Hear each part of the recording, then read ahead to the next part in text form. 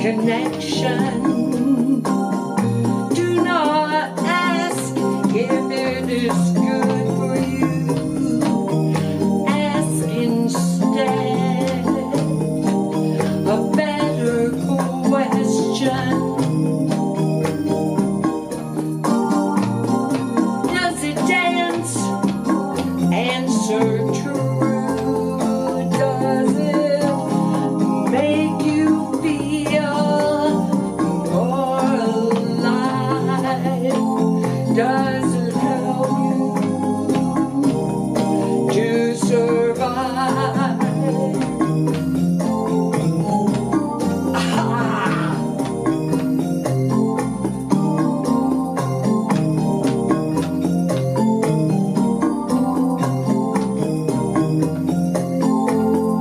All your atoms started spinning round and round. New possibilities in life can be found. Lean into that which makes you feel most alive and ask yourself, be wise. Does it dance? Does it dance? Does it affirm life?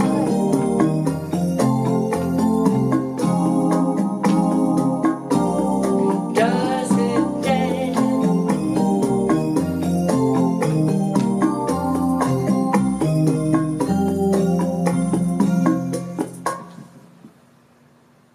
Well, okay.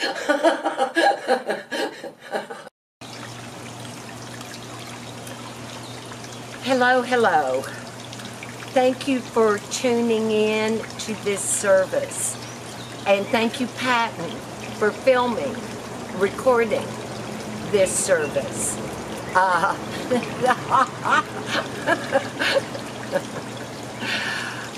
I want to say the lyrics to you of that song because I know that song was a little rough, but I sure had fun playing it. And Patton reminded me that it was authentic. Yeah, glitches and all.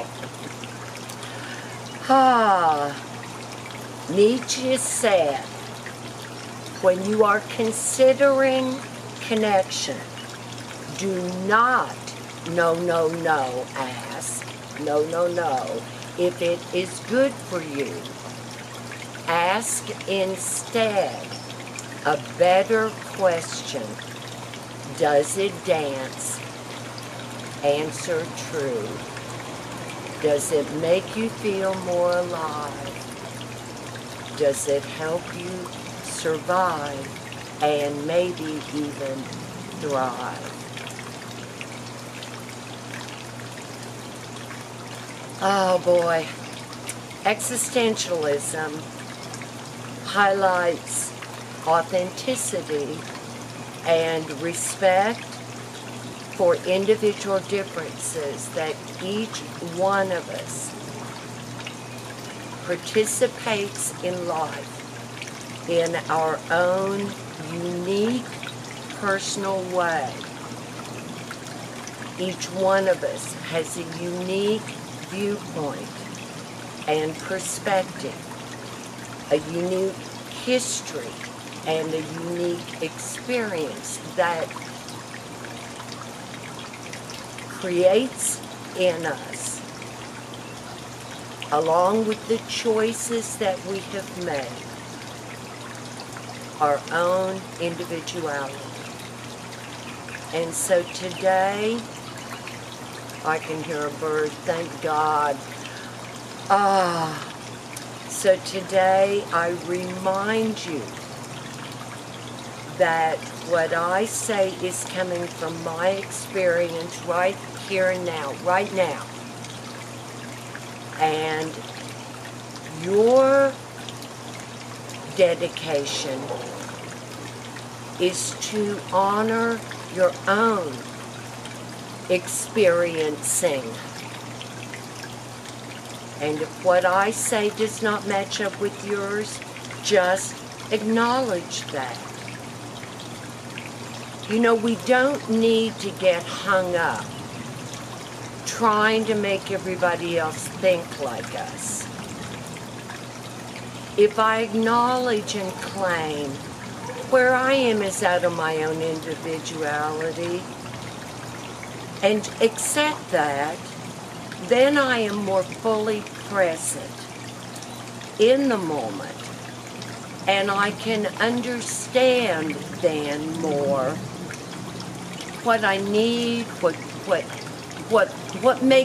makes me dance, what makes me affirm life. And I can make choices, individual choices. As I was considering and writing and studying for this presentation today, I was aware I was mainly focusing on, does it dance, does it make me feel more alive? Thinking about the joy of feeling alive. And today, I was feeling a lot of sadness. So I was confronted with a dilemma that I could present the one talk,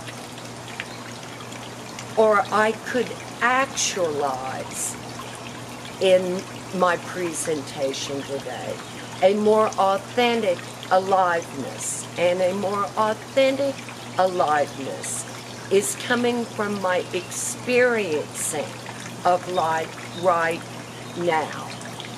And it is both joyful and sad. And in my naivety, it became clear to me today that I had been thinking very naively that for me to be more fully alive might mean that I would also be feeling, in addition to joy. Oh, those birds. Gosh, I hope the camera's picking up those birds.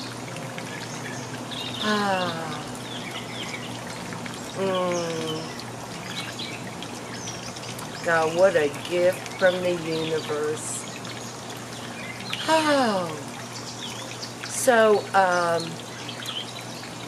what I was thinking was that my aliveness, that my being with the dance might also then increase my experiencing of sadness. And so I decided that I will claim that I am able to feel joy.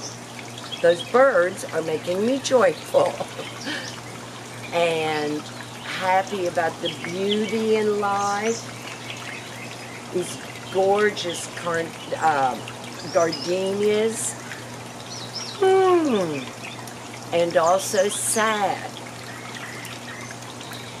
And as I was considering my dilemma, I chose to be authentic and to share my thoughts on how I was encouraged by existentialism to be authentic and present not only my joy, but my sadness as well.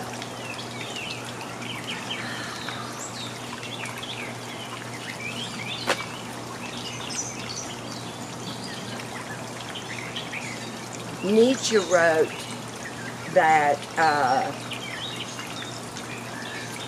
in Greek tragedies, the dancing of the chorus, the Greek chorus, is so famous, that the dancing of the chorus was essential for ensuring that the stories of madness and suffering and death nonetheless produced in the audience a rousing affirmation of life. And I think that's why I started with that song today, even though it's rough as hell. That I have it in my head. And so I'm aware I can carry both a beat, a dance in a joyful sense of life, but also a beat of the sorrow in life. And I came to, again, I come back to reading Man's Search for Meaning, Viktor Frankl. And in this book, he talked about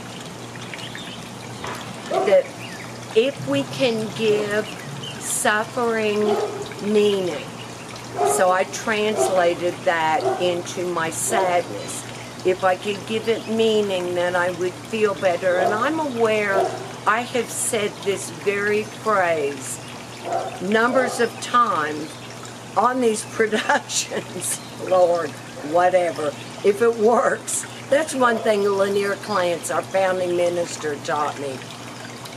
When he was getting ready to repeat something, and I said, oh no, Lanier, we already did that. And he said, hey, if it's good and it works, what's wrong with repeating it?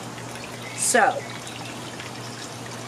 my sadness, I'm giving meaning, and it means that my heart is open and that I have awareness of the many horrible wars, people dying, of the desperation of so many people, of the increase in the suicide rate. It's very, very sad. And then I hear the birds sing. And I am reminded, I think life will continue. I think that the creative forces in life will continue. The question is whether we humans will be able to tolerate the conditions that we have had grand influence in making. But I don't think Earth is going to go away.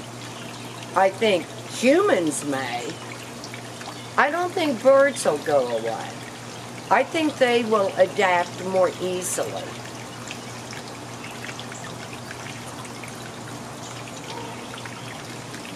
So I come to the question,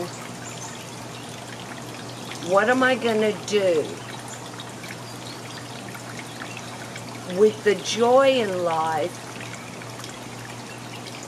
I can just continue to play music and share that. With my sadness, I can continue to give money and sign petitions and help out in activism where I can. But for me today, that's not enough. And what I have come to is I'm going to be radically kind. I am going to be kind to the biggest... I can't cuss.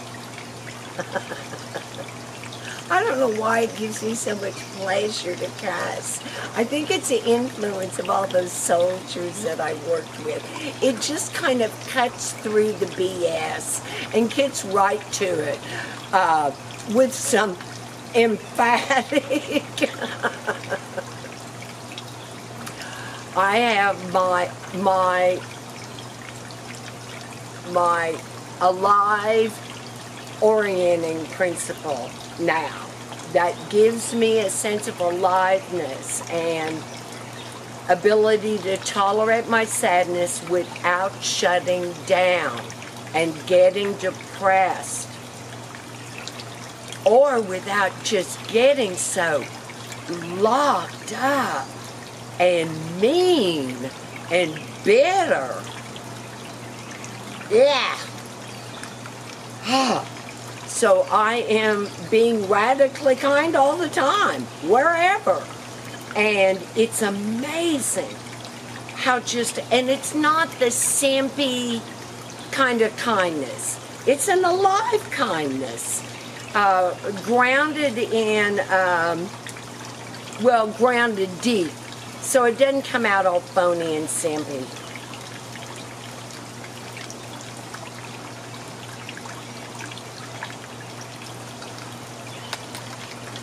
I want to read from a poem, The Invitation,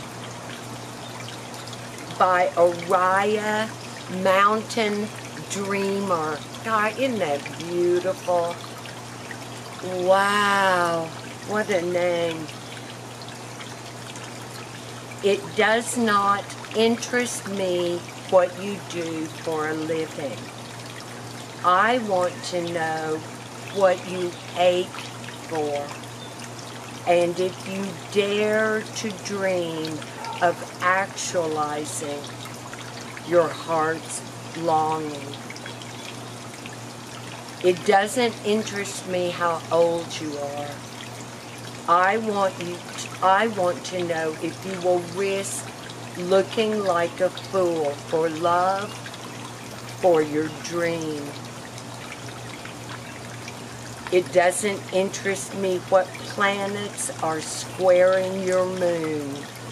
I want to know if you have touched the center of your sorrow, and if you have been opened by life's betrayals, or if you have become shriveled and closed.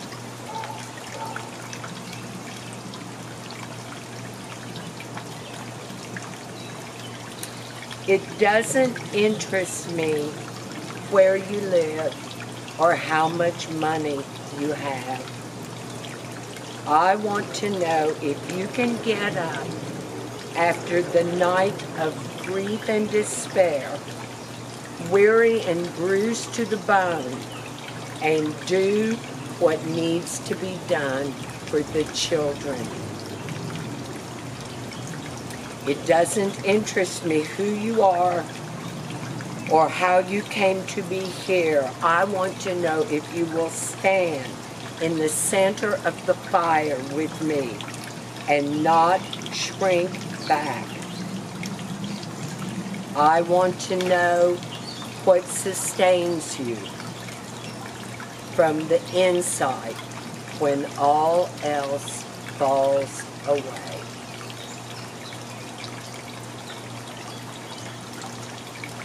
One of the things I'm happy about is the humanity of our president, regardless of politics.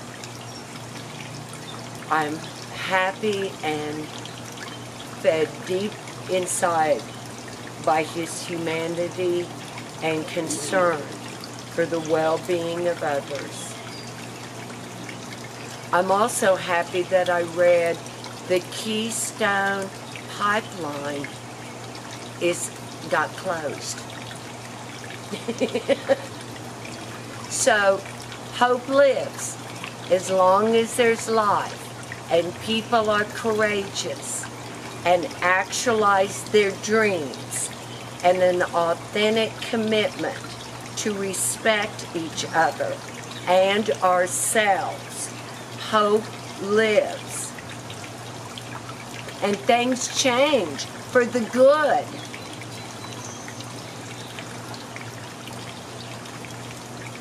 When I consider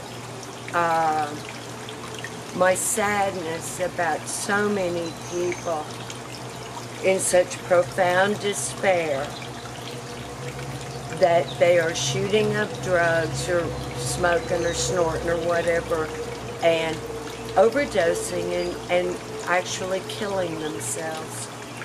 Oh gosh. Or full of so much despair that they can't live up to what they think they should, or hopeless that they kill themselves. I'm reminded, I want to read to you something about what Kronkel wrote.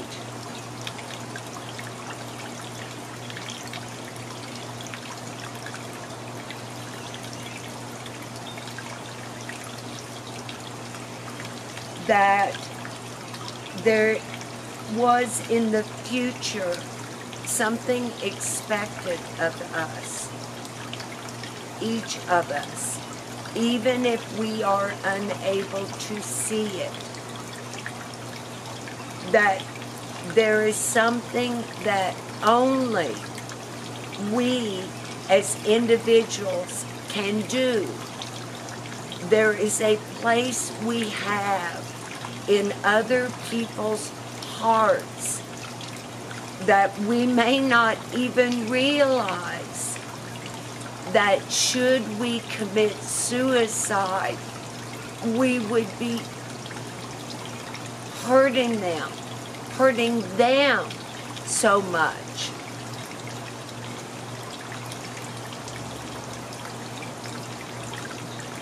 The uniqueness and singleness which distinguishes each individual and gives a meaning to her each individual life has a bearing on creative work as much as it does on human love. And when we become conscious of responsibility that we bear toward a human being who has affection for us, or to an unfinished work that no one else could complete, we must not throw away life.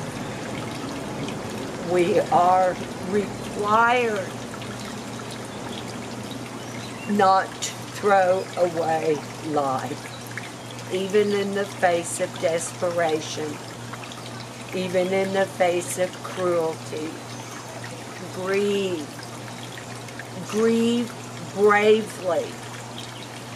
Honor your sadness.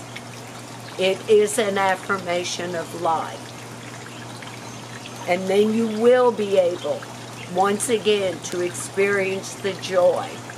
Oh, gosh. And hear the birds sing.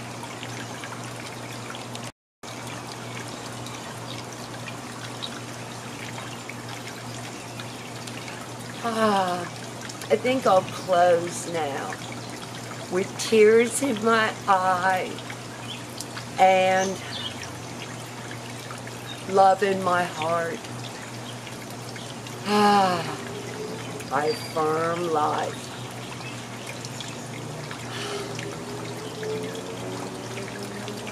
It does not matter much. Wealth, nor learning, nor even health without this gift. The capacity to believe in life. This is the creed of creeds. To keep zest. Which may sometimes come out as determination in life. Thank you. Bless you.